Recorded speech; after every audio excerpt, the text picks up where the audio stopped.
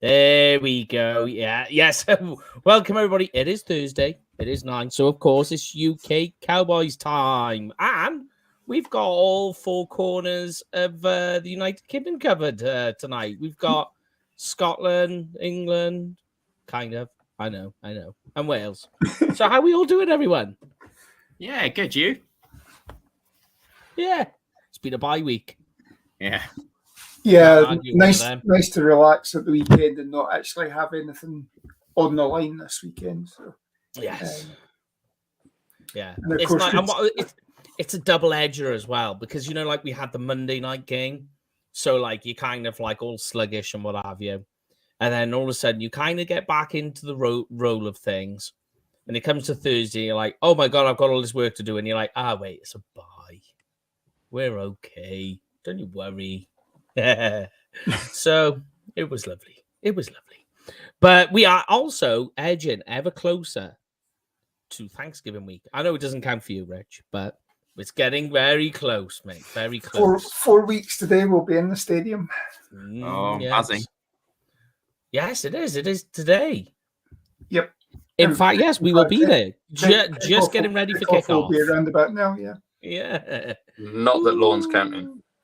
No. It's not that I've got a countdown on my phone or anything. So. Yeah, I'll have to try and find a song. Do you remember when we was going to Glasgow to watch a Super Bowl and I kept on sending Paul the same song every day? Yeah, and he momentarily blocked me. Just sent them those lights in the hotel room. He's booked his seat and he booked the seat on the plane next to me. He was like, I'm not sure if that was a good idea. And I was like, just enjoy it. Just enjoy it. I am going to wind him up, though. And I'm sure he's just heard me say that. Damn it. He knew it was coming anyway. Let's be honest. This is true.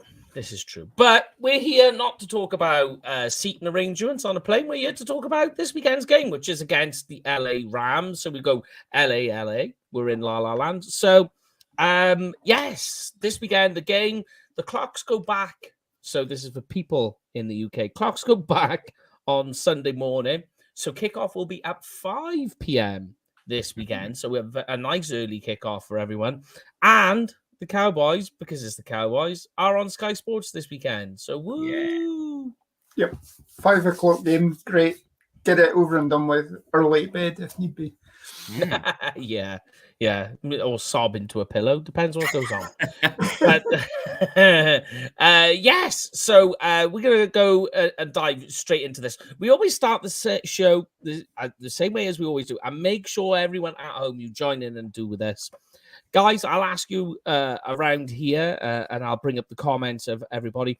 Just what is your general thoughts and feelings on this weekend's game? Just general, like, I'm feeling quite good, or well, I'm not so sure, or just generally everything. I know there's some players we need to be watchful of on the Rams, which we'll get into.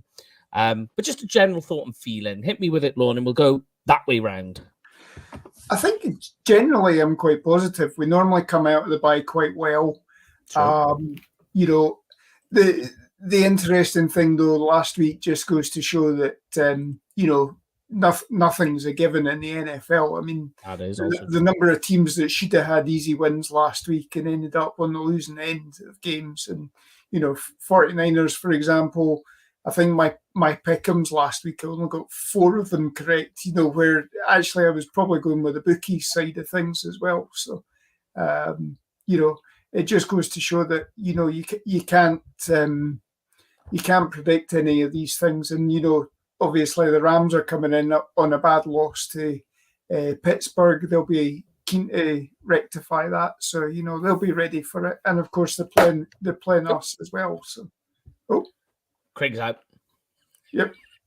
There we are. He gave his thoughts and feelings. I'm sure he'll be back. If he's not, I'll keep an eye on the message board and see what he's doing. But go on and hit me with it, Bonesy Jones Malonesy. The general thoughts and feelings.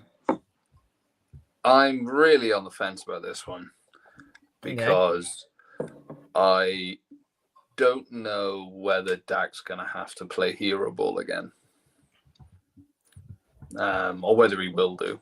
Necessarily, not necessarily need to. It'll be interesting to see if this O-line starts showing like they can have any kind of consistency now that they're back together again, the gang's back together again. Mm-hmm. And if the defense can show some kind of consistency as well. I'm just very on the fence. Like the last game, I was just like, Like that blow against San Fran was just such a big one. It really was. But it's a long season, and you'd rather it happen early on. So you never know. This is true. I'm very much in show me point right now.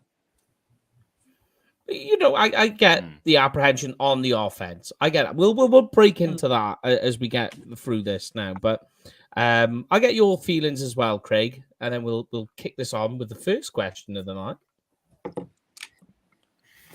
Yeah, it's generally feeling good. I think Cowboys got in their own way with the hype around the 49ers. So pushing that game to one side, I think in general we're hitting a groove. I think this was bye week came at the right time for us, and generally feeling positive about the health of our players and the mindset of our players and what we've got coming up. Yeah. It's certainly the healthiest they've been coming out of a bye in a very, very long time. There was like one person, wasn't it, Juan Thomas, on there, and he's practically recovered. Like he was like full participant the other day. Do you want to break the news, Micro? Oh, go on then. Yeah. Go on. Hit us with it. There is one person who was limited today, so it just means that he didn't take a full prep. Go on. Hit us with it. So Tyron Smith was limited today with a neck issue this time, not a knee issue. Yeah. I'm shocked. I'm shocked. I mean, the thing is he's still registered a limited practice. So until we know more about what that was and what that means, it's kind of hard to say. You know? That's all I would say to that. Yeah. But here's one, and then we'll break into it. Tim Warner's asking the question, guys. What is your thought on the Derrick Henry rumor? Ridiculous. And can we afford him? I actually think no. This isn't going to be a move I could see them making at all. One, they haven't got the space to do it. It's 1 year rental and his age. I think if it had been done in the off season, there would have been potential, and really build an offense around that kind of 1 or 2 years. Just keep punching up the gut like we've seen him do. With the creakiness of our O-line at times, I don't see the potential for him. I think the only way it would be done in terms of cap space and so on would be a trade for Pollard. I just don't think they're in that mindset right now. Yeah. Just probably say to that idea, yeah. So, anyone want to interject or give a different opinion on the Derrick Henry, or should we move on? No, just move on. I think I agree with what's been said as well. So, yeah. All right then, guys. So this is it. As I say, it's the second LA game. It's at AT&T. Got an interesting stat for you guys, though, which I posted on my reasons to be positive. That the Cowboys currently are on a 10 home game winning streak. That is the longest currently in the NFL. They haven't played a home game since the 1st of October, which was against the Patriots. The longest winning streak the Cowboys have ever had is 11 games. They've had 11-game home winning streak. That was in 1992. And at the end of the season, they won a Super Bowl. Good omens. Yeah. Oh gosh. We did have a run a few years ago where we were shaky at home but almost unbeatable. Good on the road. Now I like that it's flipped, especially with what we've got in 4 weeks. So wasn't that going? 2016? Yeah, around there. Yeah. No, they were just they I think they won all 8 games on the road. Yeah. I do think, I can't remember exactly which season it was. I think it was 2016 because they had the home opener against New York that they lost. and then they lost Yeah. it. Yeah, I think it was. Yeah. Yes. So that was just my first little tidbit to kick things off with. But let's start with the Cowboys offense then, guys. All right. So last game, I was almost said last week. Last game against the Chargers 2 weeks ago. So the way the offense was moving, we kind of needed Dak to play. I think the best way to describe it, which is what I've written in something I've done this week, was they needed Dak to play to like a B- grade in order to win that game. Yeah. Not only did he do that, I would say he played an A- game. That it wasn't Yeah. perfect. There was a couple of little miscues and one overthrow. But you know, that pass that he made to Brandon Cooks, I was screaming at the telly. I was going, please don't do it. Please don't do it. Don't. And he's tapping back. He's dropped and he's onto his back foot. Now, and people argue about throwing off your back foot. I'm the other way around. I actually think in the NFL, like, yeah, okay, you say you don't want to throw off the back foot. That's in a perfect world. Unfortunately, in the NFL, it's not a perfect world. You're going to have to learn to do things off balance, off script, on the move, in certain body positions you're not used to. So I think throwing off your back foot is an important skill to learn. And Dak actually put the ball right where it needed to be. I think this game, you've got a team, a Rams defense, which weirdly is struggling. Like, it's the offense is, it's not scoring points, it's moving down the field, but the defense is struggling. It's struggling on the defensive line, and it's struggling to stop passes and get any turnovers. I think this is a game where Dak needs to take complete control. We watched what the Steelers did, how they managed to take control, bearing in mind the Pittsburgh Steelers and Kenny Pickett have one of the least productive offenses in the NFL. Yeah. So, I mean, what do you guys see in terms of Dak being the key for success in this game? What's the most important thing? I think more of the same from the last game, where you get Dak out and moving, getting, soften the defense up by using his legs a little bit. There's some crazy stat where if he runs for over 24 yards in the game, That's right. There's something like, I don't know, it must be 24-5 now or something like that. Yeah, I think it's 24-3. Yeah. Yeah. Yeah.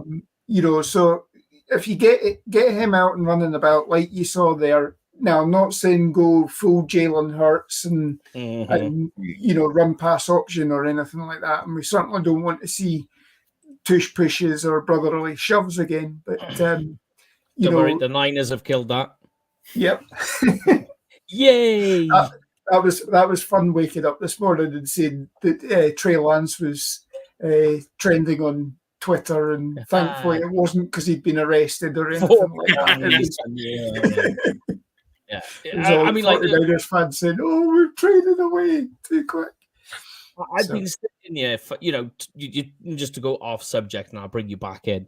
But it was just like when I seen the concussion on that, and I was just like watching it, I was like, and I've been thinking this for ages. I was like, all it's going to take is for a quarterback to like pull an ACL or twist their knee or break an ankle, turn out to concussion, and that's all it needed to take for the NFL to look into it and go, yeah, this is a play we're going to have to ban now. And I'm like, "What happened?" And I was like, there we go. It was the Niners that did it in the end. Yeah. Well, you actually saw in college this weekend as well, somebody did exactly the same thing, torpedoed over the top and took the quarterback out before he even had a chance to pick the ball up. So that's what it took. But go on, hit me with it then, Rich and Craig. Just about where you feel where Dak needs to either improve or what the main sort of focus is for him in order to win in this game.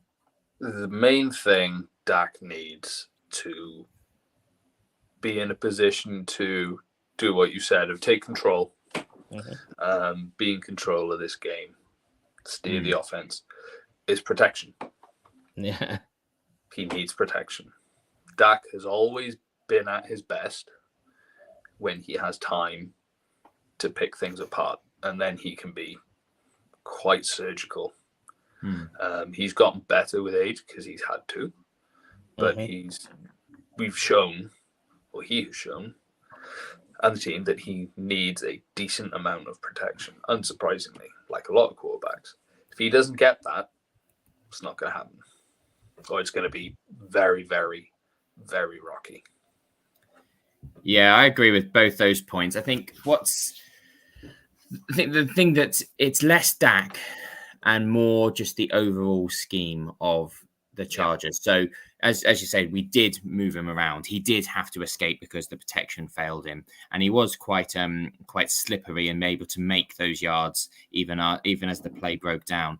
I think the fact, if we have a play scheme and a mentality of go on the pitch and then 3 and out, and then we're 7 behind, and then we're asking Dak to be Superman, then that's when mistakes happen, and then he's forced it too much in the past. What we need him to do, and what we need to support him to do, is to be able to just move the chains, to manage the game. A B+, A- game, where it's not the world on his shoulders, but we are dictating the flow of the game and the pressure of the game, so that we can have a game where we're in control. That's where I see it as, play like we did in the Chargers again. Be elusive, be a manager, be in control. Yeah. So ultimately, you don't want a game where, you don't want a game where, like you said, it's all being put. Not even that it's all being put on Dak's shoulders, but he's not being put, like you said, in a position. He's not being supported. He's not being put in a position to do what he does best. Dak can pick apart defenses quite effectively, but he needs the protection to do it, as a lot of people do.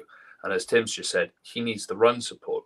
Now, bringing the vast majority of quarterbacks, even running quarterbacks, into a game, if you're asking them or forcing them to run in situations where it's not ideal for them to run because the protection, again, isn't there, like they're not designed runs. It's not a case of stuff's just parted through the protection. That's the way it's developed. And okay, I'm just pulling this in and I'm running it because it's wide open for me right here. I'd be stupid not to. Those are the situations where you want Dak to be, because like you said, he can be very slippery. Since he came in the league, there was a lot of Tony Romo about him. In that side of things, in his evasiveness, and he's shown it time and again, even now, post injury in the years afterwards. But just bringing anyone in without the protection to run or the protection to pass, to see what's in front of them and dictate it that way, it's not going to work, which is why they came so undone against the 49ers, or one of the reasons why. Yeah, I mean, I think obviously it ultimately starts up front with the 5 guys on the offensive line. And it was interesting hearing Tyler Smith this week on the Cowboys Hour saying that, the big thing that they're struggling with at the moment is communication, because you're on your 4th, 5th different combination of offensive linemen this season. There's the trouble. Like that. They weren't able to communicate. So, in what meetings they had last week and what meetings they've had this week, that's something that they've worked on, and that is an area that obviously they need to get better at, and they understand that they need to get better at.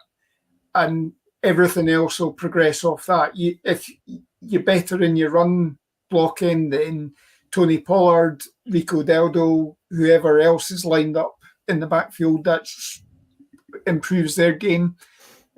Your pass protection gives Dak time to pick out Michael Gallup, Brandon Cooks, CD Lamb, Jake Ferguson, whoever, and we are potentially going to have to dust off some plays this game as well, because the Rams are certainly capable, with the wide receivers they've got. They're certainly capable of turning this into a shootout. So we can't. We can't necessarily go into this game and say, oh, well, just stick to the old scheme of, grind it out and come away with a victory, because the Rams can turn it.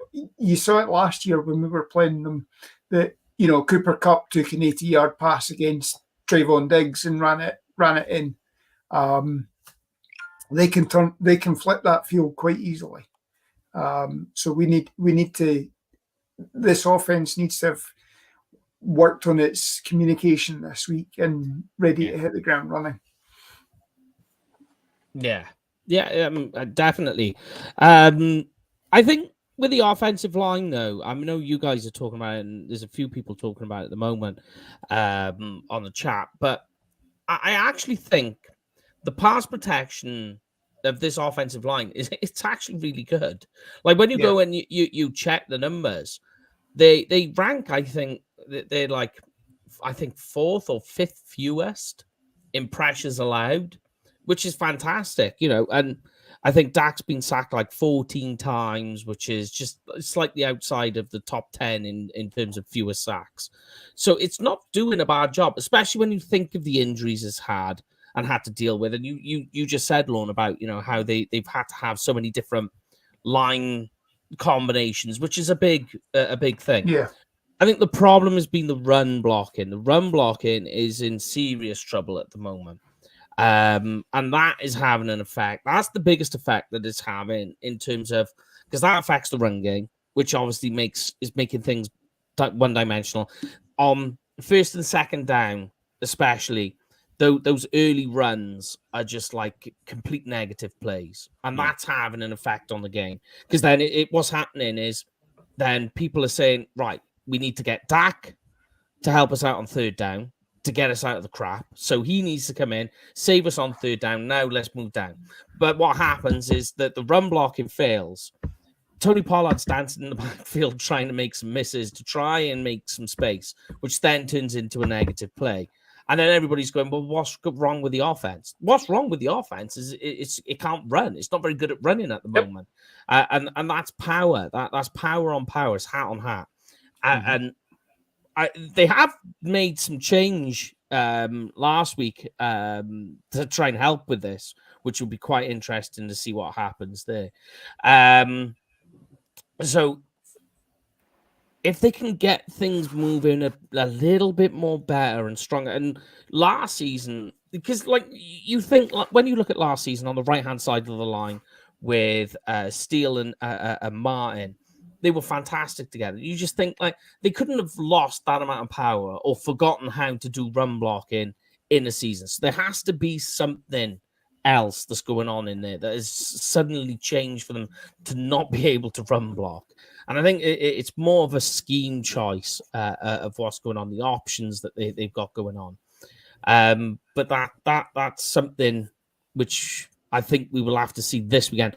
The good news is the Rams defense is leaking. It leaks against the run. I think they're about 22nd or 24th, somewhere around there, in terms of running yards allowed. So they're going to leak. I know that sounds crazy when you think in the past the Rams defensive line was the thing, wasn't it? That was they were the powerhouse in terms of that. Yeah.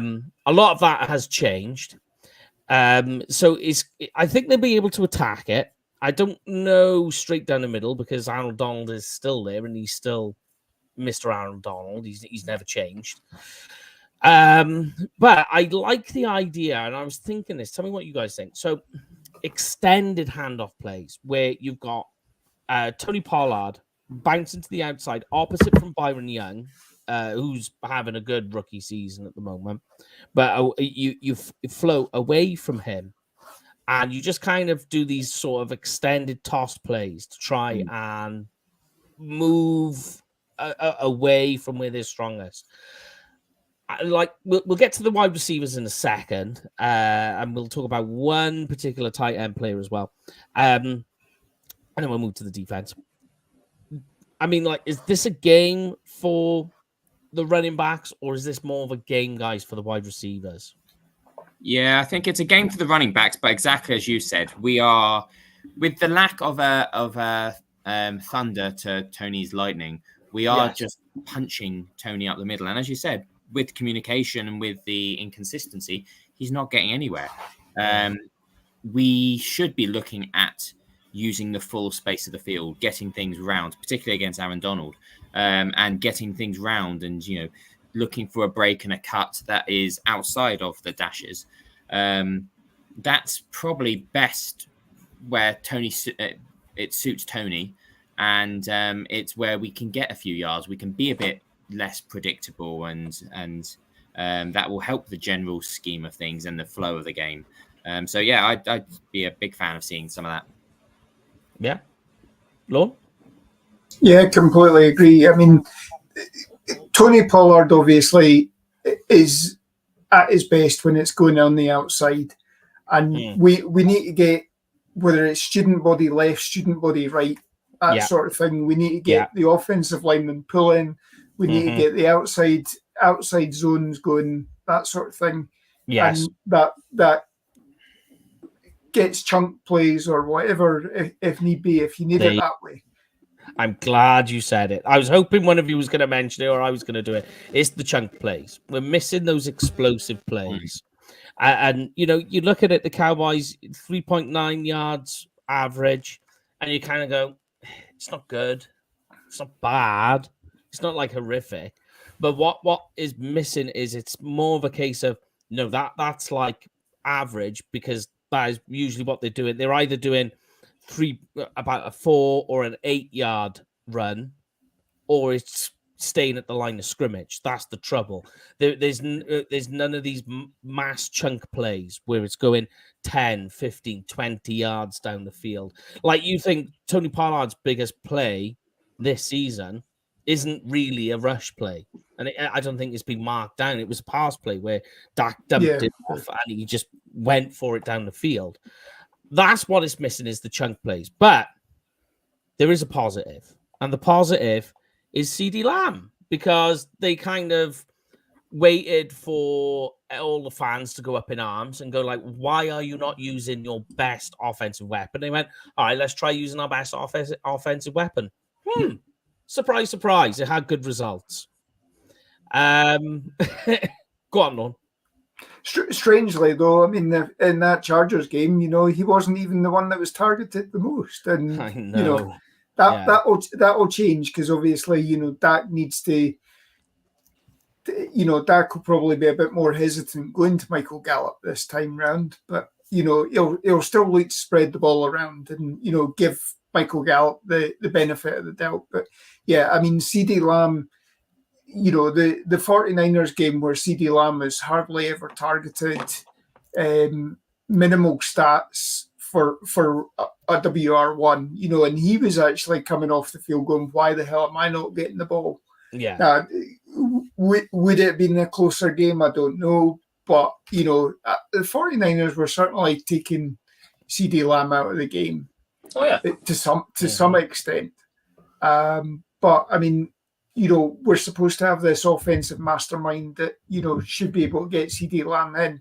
And we have seen, you know, these different wide receivers having big games each week, you know, and it, you know, it's maybe pick your own poison. This week we'll focus on so-and-so, or, you know, get people to think, oh, well, we're not targeting CeeDee Lamb this week. But, you know, CeeDee Lamb has to play a part in this game for this offense to succeed.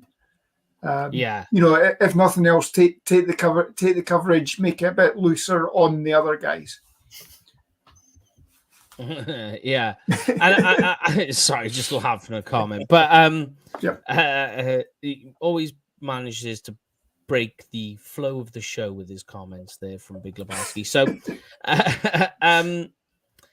I mean, like, yeah, it is wild. And, you know, you make comments about Michael Gallup, and I've spoken about this. I'm concerned for Michael Gallup.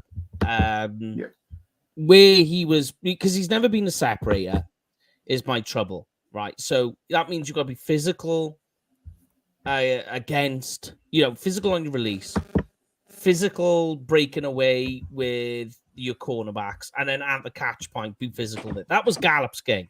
But what's happening is he can't separate now. And now he's struggling with the physicality side. It's kind of like, oof. Like, how can Dak target Gallup at this stage? So the question that I've got for you, Craig, is how much longer has Michael Gallup got? Yeah, I'm completely on the same page. He's not the Michael Gallup of 2 years ago. And to be fair, if there was, I mean, one of the other trade rumors out there about Devontae Adams, that's nonsense. But Yeah. if there was a up and coming receiver out there that we could trade for him, I'd see the back of Michael Gallup. As you said, he was always a. This is going to sound really harsh, but a sort of Poundland Des Bryant. Yeah, I agree. Des Bryant liked. Yeah, and now he's not. And now it's sort of there were just too many drops, too many clear lack of competing for the ball last week. And if we see that again, he's taken up a space. I'd rather see Brandon Cooks more. I'd rather see a new face more. I feel that he's run his race for the Cowboys. Yeah, I mean, Jalen Tolbert certainly, he's shown what he can do in limited action as well. Oh, Craig's got his fan club in tonight. Got his flag waving. Oh, look, he's blushing. A little bit, yeah. I thought that was just the lights of AT&T Stadium, but yeah. He's got the UV glow already. Yeah, get my holiday tan going. Yeah, I mean, like the only thing I would say, right, is I don't think the trading for a player is going to work at this stage, because you think about the type of players, they're all that especially the names that keep cropping up, like the Jerry Judys and all the rest of it. Like you're talking about 1-year rental guys, because they're all on 1-year contracts. They've all got they're all going to have a big cap hit. I just think that if they're going to go anywhere and they're going to push to move Michael Gallup beyond beyond down the depth chart, it's going to be more of a switch between him and Tolbert. The biggest problem really you've got is the fact that Dak is struggling to understand how to utilize Brandon Cooks in the regular season, which is weird because you've seen him have success in preseason with him. I don't know how the disconnect has happened there, but he's struggling to use him there. And so what happens is he's not really targeting Cooks. He's struggling to be able to find a way to target Michael Gallup. So it becomes a case of, right, the idea here is I run for it, throw it to CeeDee Lamb, or I try and do whatever I can with anyone who's open in the rest of the field. And that's where, again, it boils down to establishing the run. And they're just like struggling to do it at the moment. They establish the run, things start to open up a little bit. But I think this is a game for it. My final talking point on the offense, we'll move to the defense, was about Luke Schoonmaker. A lot of people are complaining about him, and I keep defending him, and people unfollowed me because of it, but it don't matter. So what? Don't get paid by the follower. So, and some of them don't have faces on their profile, so I always say, if you don't have a face, you don't have a space. So, these people, they're saying, and I one of my arguments is, and here's a good one, right? Think about the tight ends that were in this year's draft, even before Luke Schoonmaker got drafted, right? We were, the Michael Mayers, the Luke Musgraves. Do you know, of all the tight ends, there was 20 tight ends taken in this year's draft. Do you know how many have caught a touchdown this year? 2, I think. 3. It's 3. 3. So Schoonmaker, Sam Laporta, and I forget who the third one is. It was the one taken directly after him. Is it Dalton King? I think no. Kincaid. Did Kincaid not get one? That got waved. Yeah. That got waved off. Yeah.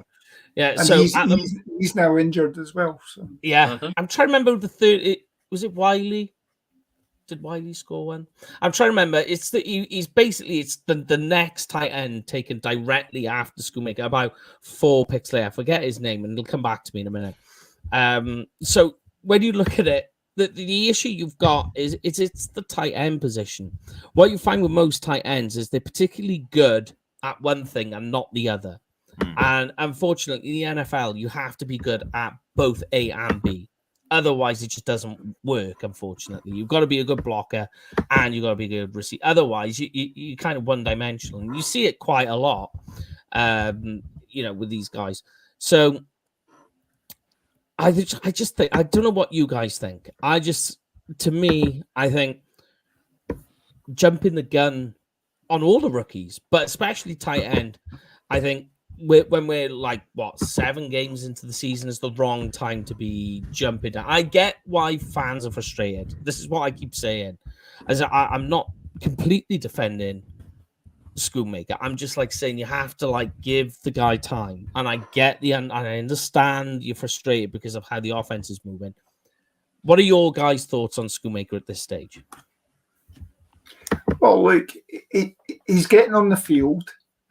He's doing a job in run support, albeit there's breakdowns across the running game at the moment. Brenton Strange, but he's at least getting on the field.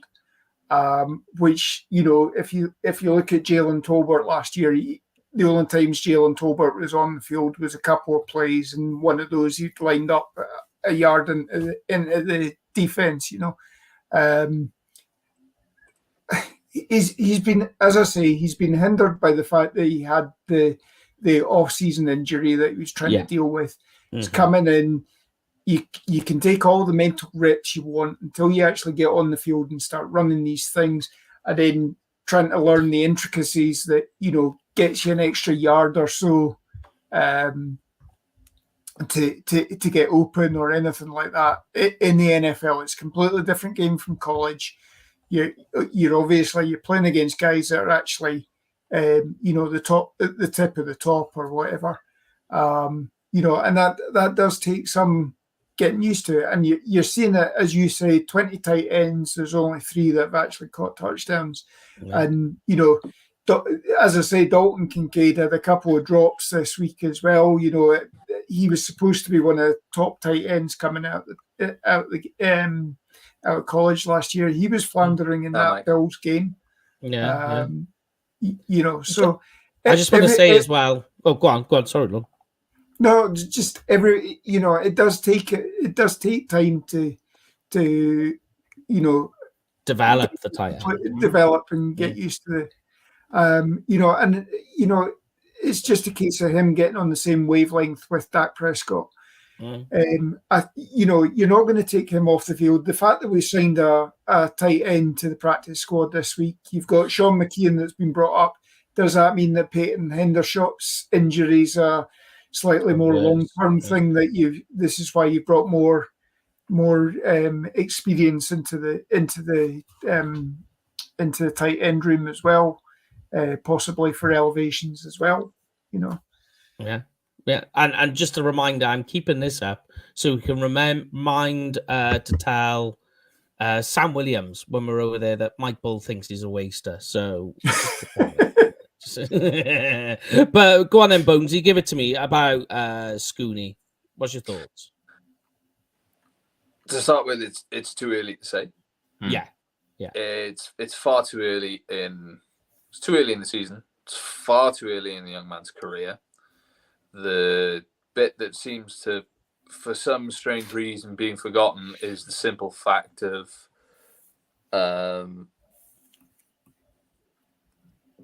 he's a pass-catching tight end.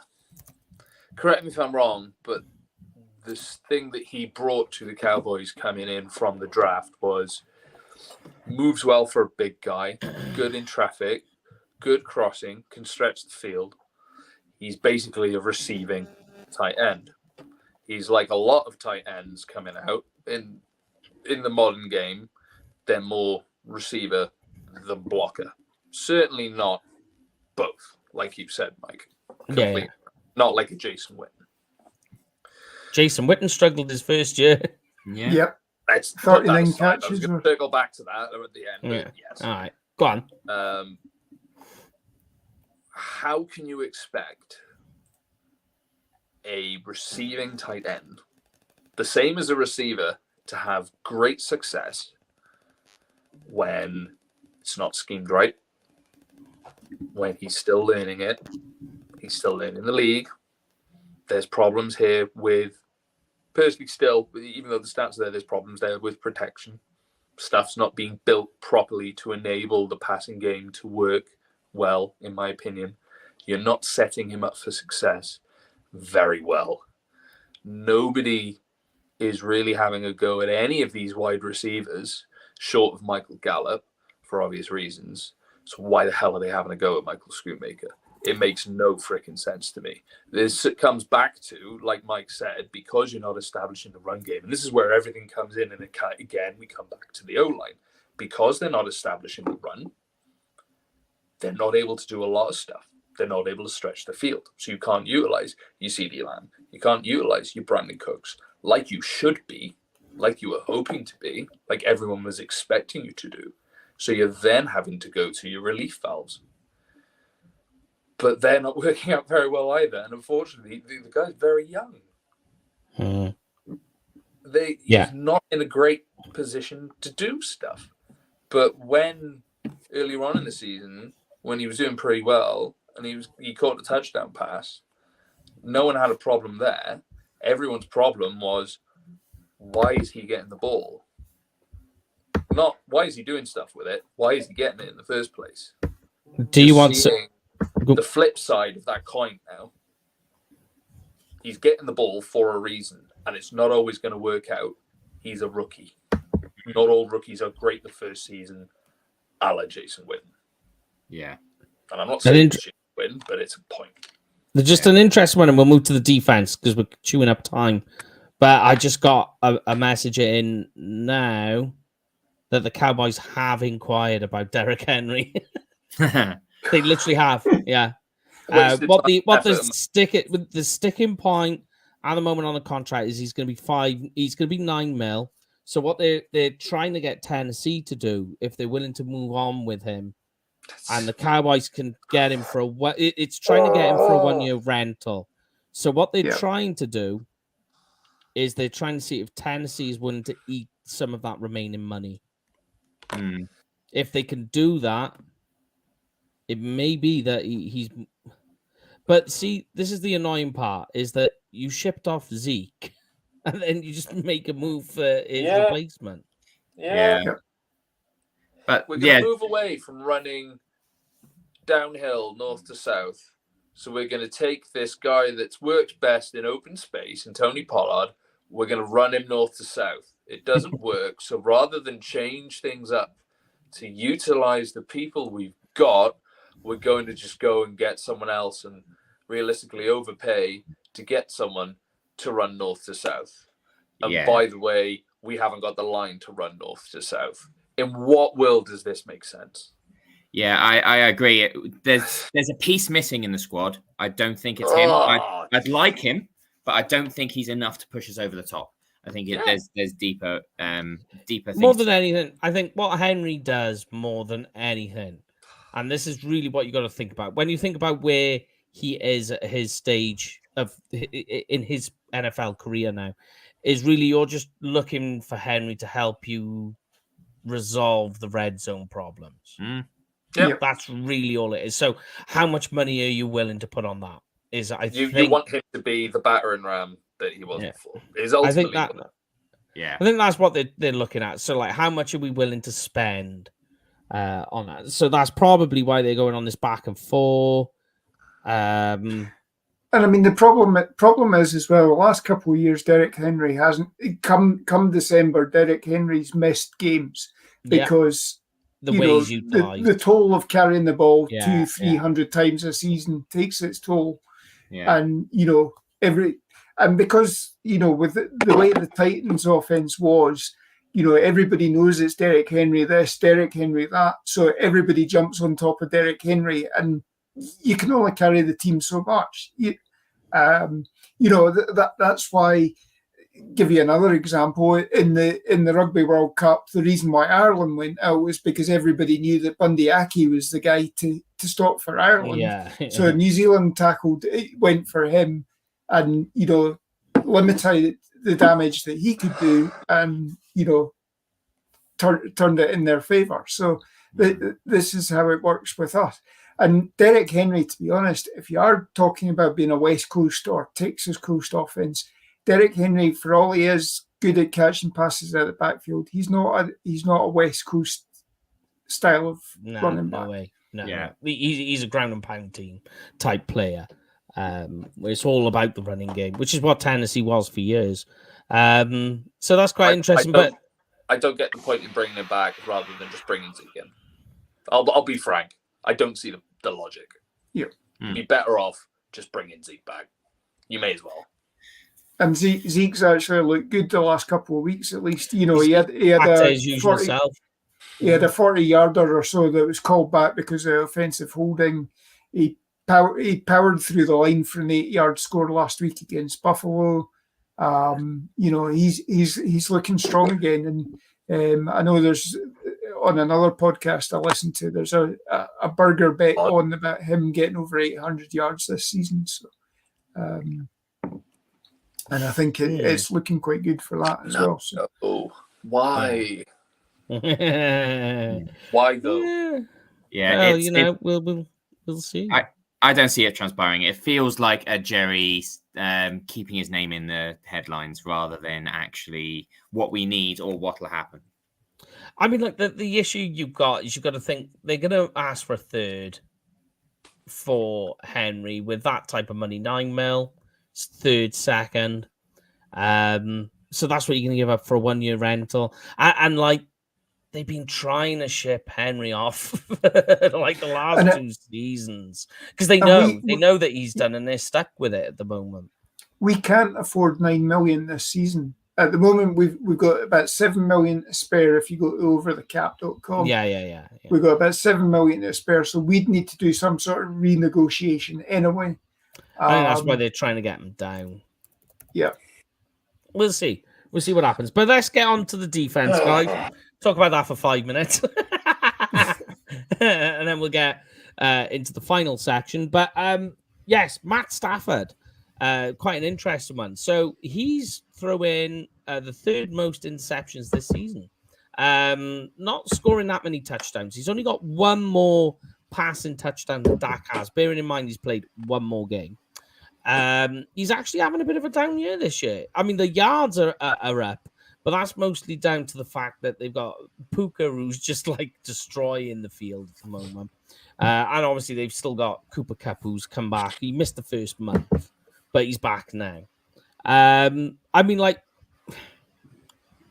looking at this, their offensive line, very, very, it's the polar opposite of how the Cowboys work. Their offensive line, with the likes of Steve Avilo, they took in the second round this year, very, very good at run blocking, but absolutely terrible at pass blocking, the opposite of the Cowboys. And that, I think, the pressure that's getting the Stafford is the issue with all this, because of the way the Rams offense works, where it's a lot of sweep tosses. It's about giving separation for the wide receivers. So there's a lot of time in the pocket. And I think that's stalling what's going on. I think personally, this is going to be a big game for the Cowboys defensive line. I mean, what's your guys' take on this one? We can hot take it if you want. Go on then. Yeah. Hot take me. Micah Parsons, 2 sacks. Deron Bland, 3 interceptions. Ooh. That's ambitious. I reckon there's a minimum of at least 7 sacks. Yeah, I think we're going to feast in the pocket, especially after the. We talk about communication on the offense. There's going to be some more building on the defense. I definitely think Stafford's in for a rough night. I don't think there'll be that many interceptions because I don't think the ball will get out that often. Yeah, I agree with Craig there. I don't think there's going to be that many interceptions because, you know, Stafford is going to be harried all game.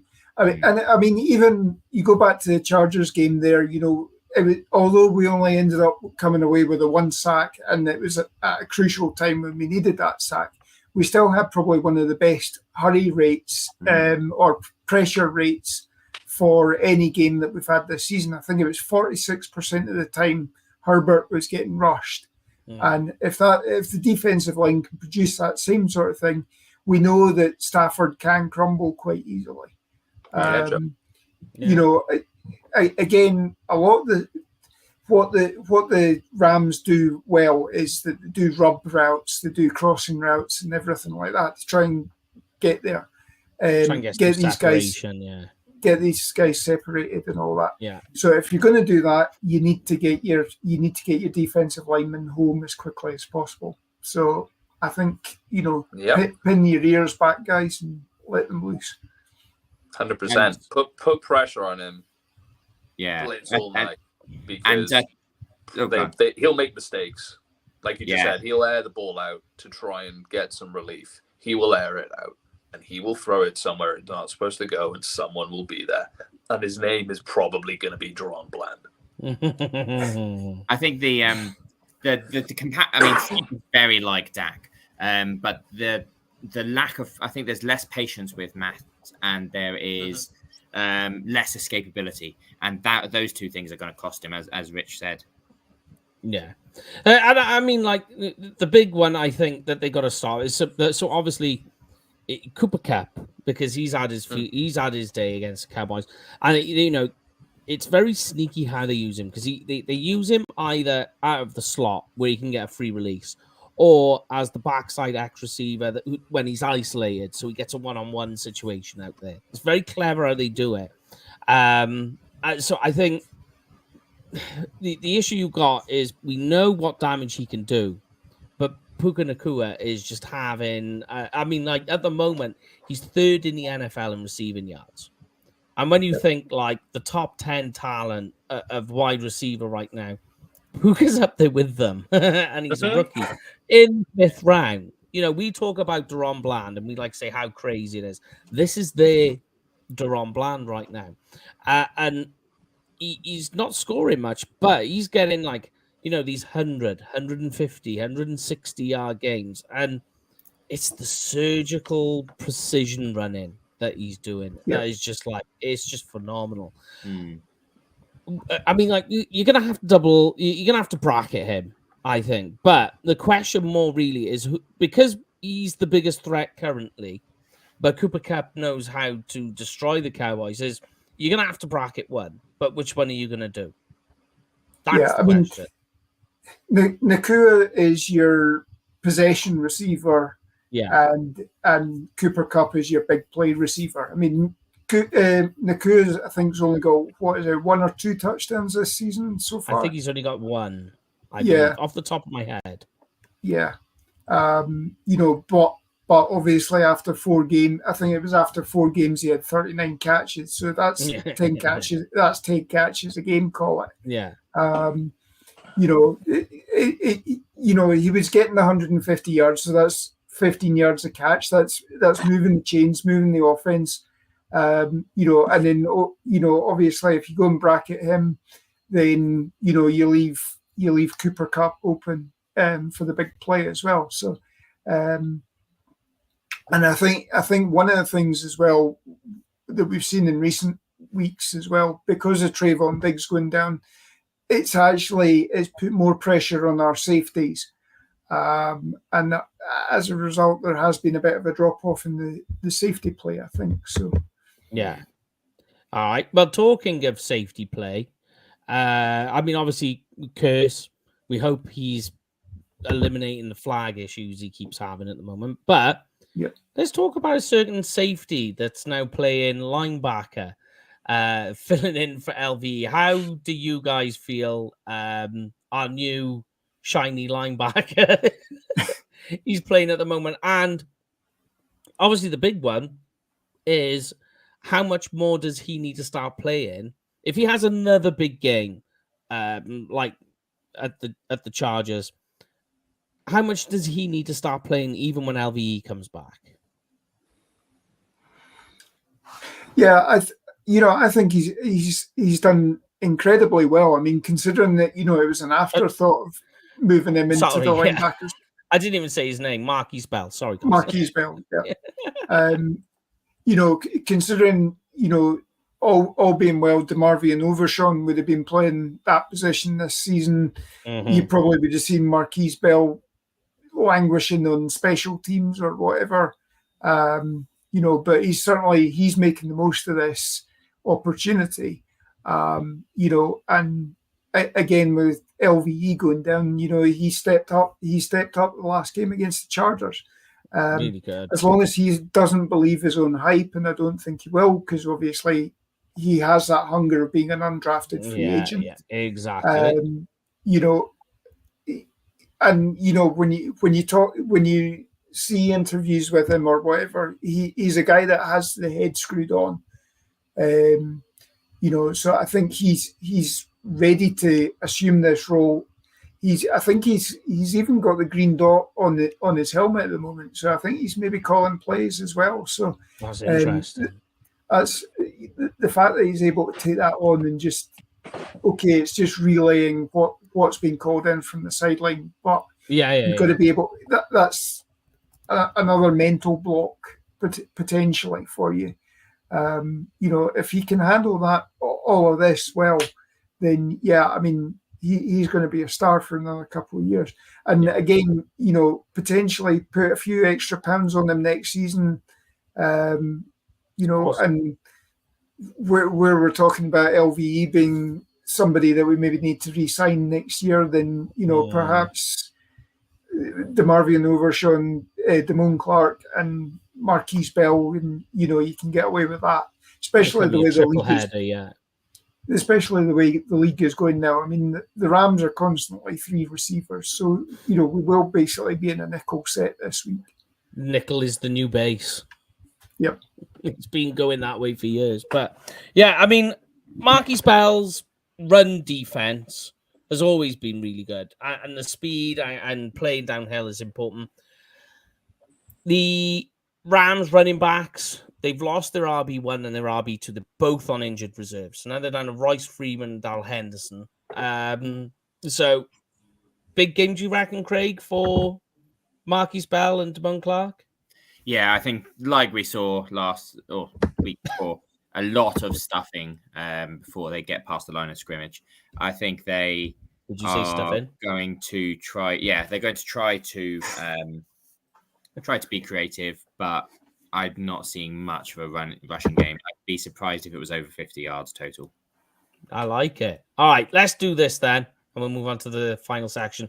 Everybody at home, make sure you give us your predictions as well, even if it's not live. We get a few comments in after the game. We still enjoy them. We like to read them. So don't worry. If you comment once the game has gone live, what your score prediction is, we'll read it and take a look, and we'll like it. So what are your final score predictions this weekend, guys? I'm going for the Cowboys winning 27-20. I think I've got the Cowboys 35, Rams 21. Interesting. I've got Cowboys 38, Rams 13. Ooh, complete annihilation going on there. Going for the complete home field advantage. I'm feeling it. Yeah, I like it. Go on then, Bonesy. Similar, 30-13. All right then. I like it. And we got a couple here. So, you're going for the hams. But, yes, there we are. So, I know, yeah, I love ham. It's Christmas time is coming. So, we got a big one. We got a big score coming in here. Look. So, yes, that is for the score predictions. Now we move to the fantasy lounge. Yes. The most important bit of all. Hold on a minute now, Rich. Are you on here yet? Oh, it's your first time. Oh, he's popping his cherry for this season. So, here it is. We've got the scores in, and Lorne, I've got to say, mate, you need to. I'm dropping badly. Things are getting bad, yeah. So, Paul 42%, Jamie 41, Lorne. Oh. He's gone all the way down to 29. But he is on 6 bonus points. I'm building on those bonus points. You're going on bonus points. You're going on that. Graham took a dip too. And Craig, you're there sitting at a very happy. Yeah. Right in the middle. Be the middleman, I always say. It worked for John Major, that. So there we go. But here we are. Are you ready? Let's get into this. Make sure you play along at home. It's very, very simple. Just give us what you think based on NFL.com's fantasy numbers, whether it's going to be higher or lower. It's just a game of higher or lower, nothing more. You can push if you want to, but the rules on there are a little bit weird. So we won't get into that. If you know the rules, use it. But here we go. All right. Dak Prescott, guys. 18.2 fantasy points. And I will tell you that only Craig was right last week on predicting Dak would have a big game. Now, this game, to help you out, Dak is only on 4 interceptions for the year, which is, I believe, something like ranks 16th, where the Rams have only made 5 interceptions this year, which is the 3rd least. Yeah, I'm going higher. Ooh. Yeah, higher. Higher for I Crow. gotta go higher. Gotta go higher. Just with the score given, it's gotta be. All right then. So I think he'll have a big game. So a lot of people are saying, are saying all higher, and don't pull a heckma. So that's very important. Never pull a dud. He pulled a dud last year. He had a big donut. But in fairness, he came in like for the first game against the Bucks last year, which was just an horrific game. He got them all wrong. So you had to spend the season sitting looking at a donut, and he did not like it.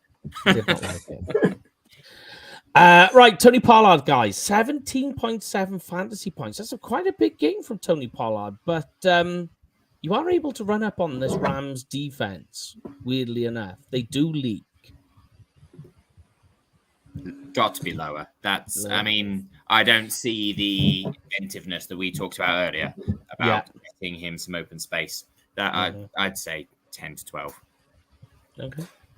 Yeah, I'd go lower as well. I mean, he had a big game last week, but that was, or in the Chargers game, but most of that again was the 60-yard broken play.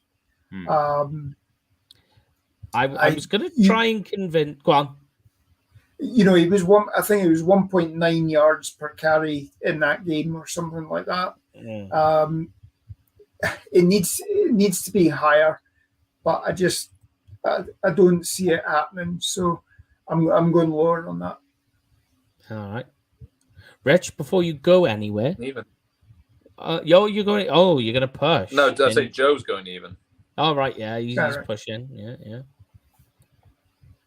So what were you going to say before I go anyway? Before I make sure.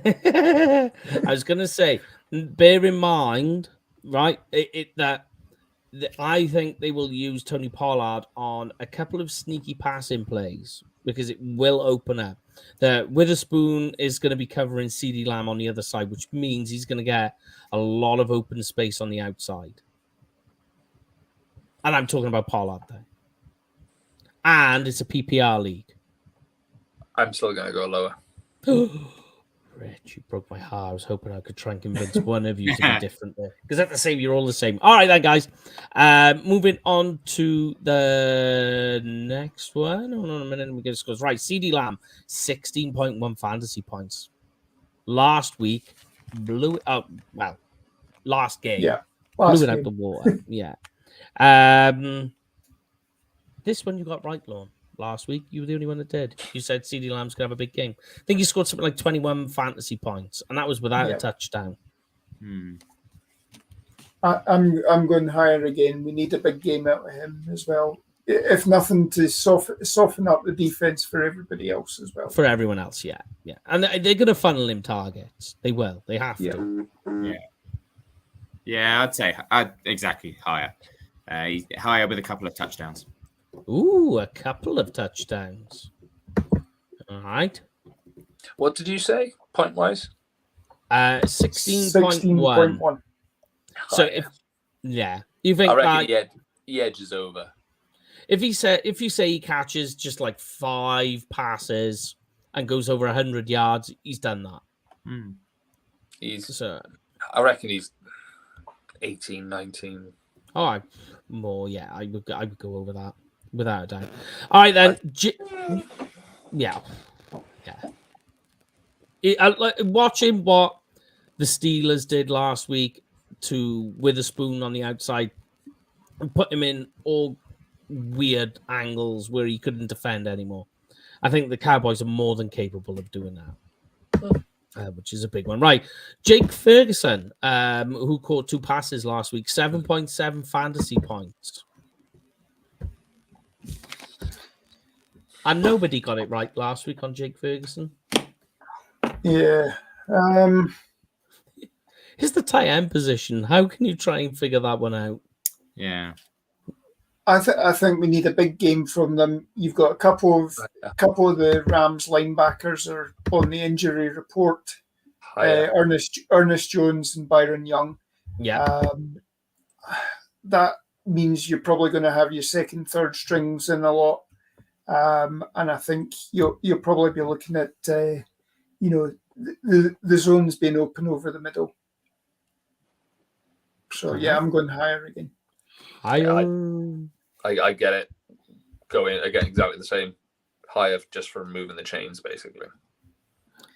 I'm going to go lower, but mainly, I'm it's our first change there. A lot more of the. I agree about a lot more of the tight end play, but I don't know. I after what we were saying about Schoonmaker, I think we're going to see more of him.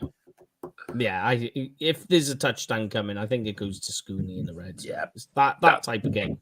Yeah. All right, the Cowboys defense. This should be pretty easy. I'll just put because Rich already said there's going to be 3 interceptions from Deron Bland, but 6.7 fantasy points for the Cowboys defense. What are we thinking there? Last week we all went higher, and they were actually lower. This is going to be higher. This is yeah. I think you're going to be talking a couple of sacks, at least 1 pick, I think. So I mean, there's about 6 points in a way, and if you keep the score down and the yardage down, then higher. I like it. Rich, do you want to just say it? I've already written your answer down. I can say it if you want to make it official, but yeah. I go. Yeah.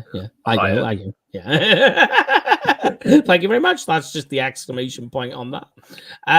But all right then, Matt Stafford, guys, 16.7 fantasy points, which I find quite interesting because that means that he's behind Dak, which I would agree with. But he's against a defense that's third.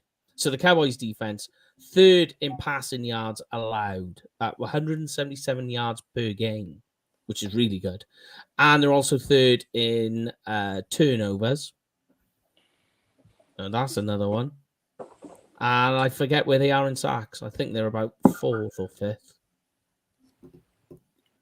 Well, on the basis that we're saying a couple of sacks at least, and then a couple of picks, or in Rich's case, three interceptions by Bland. Yeah. God knows how many by everybody else in the secondary. Stephen Gilmore's got one, Yeah, we'll go lower on that one.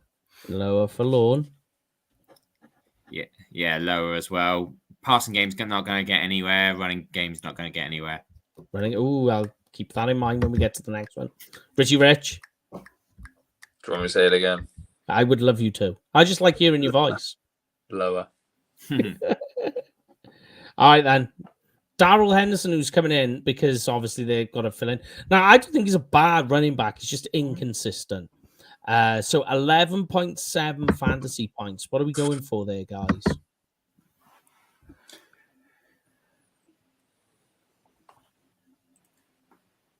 The Rams have had our number when it comes to, the last couple of times we've played them. Obviously you go back to the playoff game where they had, you had the third string running back run 273 yards against us. And Henderson is no slouch. I mean, obviously he was Tony Pollard's backfield mate in college as well. Correct. And was drafted higher than Tony Pollard as well, if I remember rightly. I think he was something like a second-round pick. The fact that he's coming in, albeit he was in the team last year, he's coming in having not been in the team at the beginning of the year. I think there'll be a ramp-up period. Lower. I'll go lower on that one. Same. Rich. What's the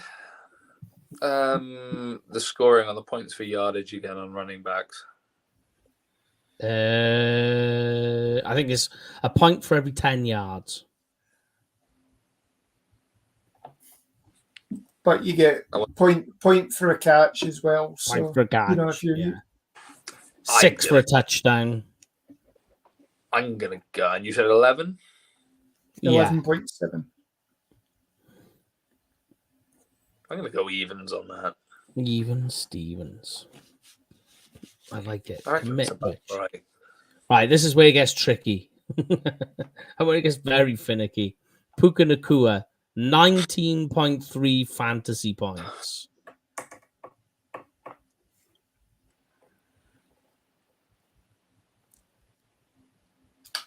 I'm going to say higher on that one, just purely on the number of receptions he's probably going to have. He's going to have 10 receptions. 10 receptions, 100 yards. That's 19 that's points. 20 that's 20 points there. So. Yeah. I'm going to say higher. I think the one touchdown's coming from him. I think it's going to be like a desperation, blown coverage. Oh, look at him go, blah, blah, blah. Isn't he amazing?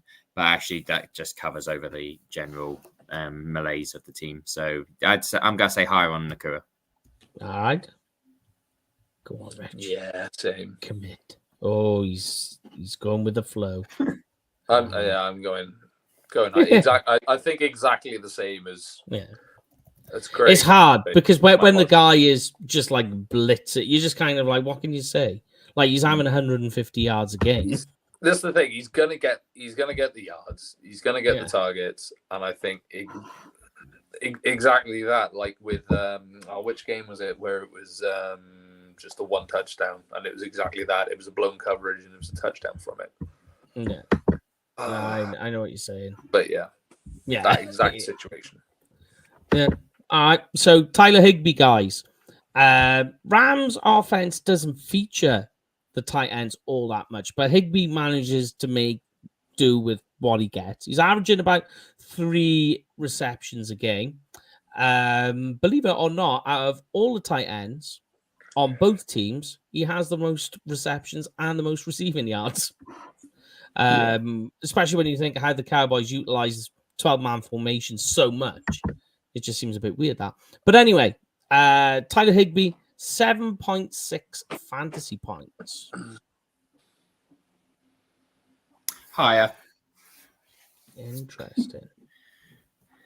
I'll go push on that. I haven't had a push this week, so let's go push on that one. I'll go lower.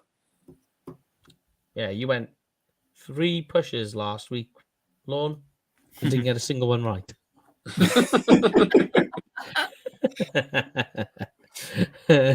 What's the margin pushes? Point either way. Okay. Yeah. So it gives you a point each way, basically, and they're about. So you got a little bit to play with. All right, then the Rams defense. 6.1 fantasy points. As I mentioned, not getting many turnovers. They're not getting that many sacks either. Aaron Donald leads the team. He's got 4. He's second on the team with 3.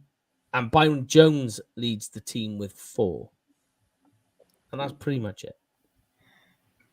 On the basis I've said 35-point scoreline for the Cowboys, that obviously then puts you into negative points generally. Yes. So I'm going lower on that one. Lower for Lorne. Go on, Craig. Yeah, that's really low, but I do think that they're not showing up. So, yeah, I'm going to go lower. Uh-huh. And Mr. Rich, closes it off. Low. Oh, you're going low. Low. Karaoke. Yeah. Oh, that's all to come. Right. So that is it, guys. That is this week's show. So obviously, Brian and the gang will be back next Tuesday where they will review the game. But obviously, before we get and close off the show, we've just got a bill to pay. So hit me with it, Mr. Richie Rich. Oh, why are you going to do this to me, man? Yes, I like picking on you, mate. Why? I just want to hear your voice.